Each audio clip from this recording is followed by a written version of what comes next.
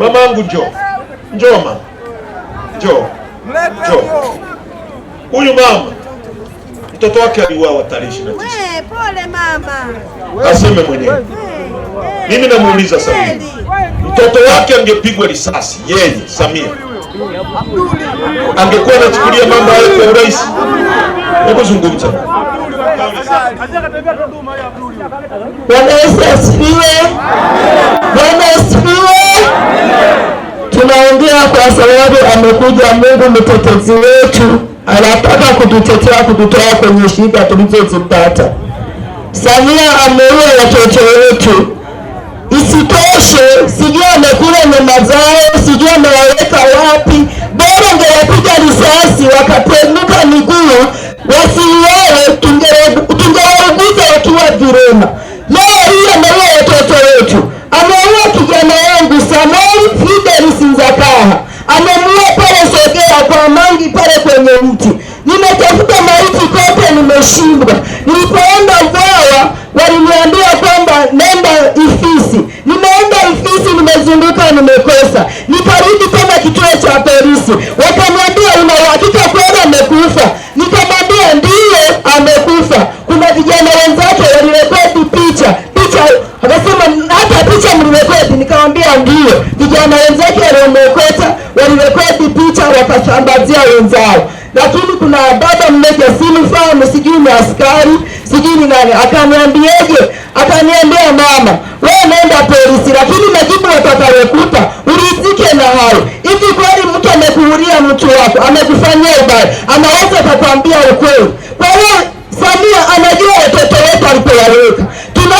Tunachoomba kwa sasa, atuonyeshe makaburi ya watoto wetu. Tuwe tunakwenda tunafagilia kaburi za watoto wetu. Na Biblia imesema hivi, auawe kwa upanga akauawe kwa upanga, auawe kwa risasi akakufa kwa risasi, aondoke madarakani. Hata nitaki kama ni mwanamke aliyebeba mimba miezi 9 anayesikia uchungu kama ninaousikia leo hii.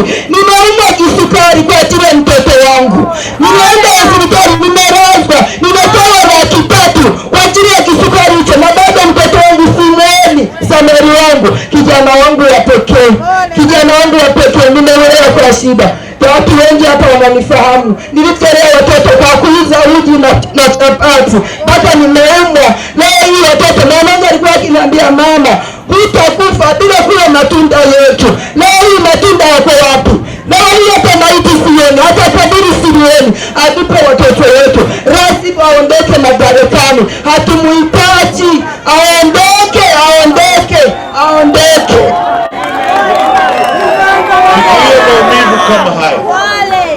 Huyu mama msiba hauishi tangu mwaka jana. Kwa sababu kama hujaona mtu wako, msiba unaishaje?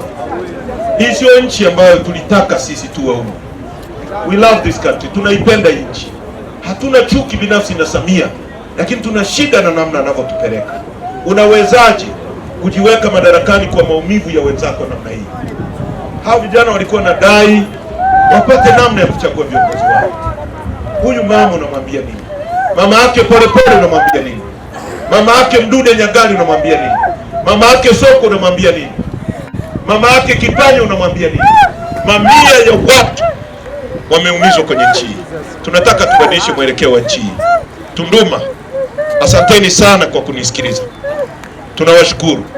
Tunaomba mchangie chama hiki, tupeleke message hii mbele, tubadilishe maisha ya chama hiki. Mama, nitakuona, kaa pale hivi. Kuna fomu zile, mheshimiwa mwenyekiti, msimamie zile fomu za UN huyu mama jazi. Tutalalamika ndani ya nchi, tutalalamika na kimataifa. Hakuna kitu kitapotea. Hakuna kitu kitapotea. Kwa hiyo chukueni simu zenu.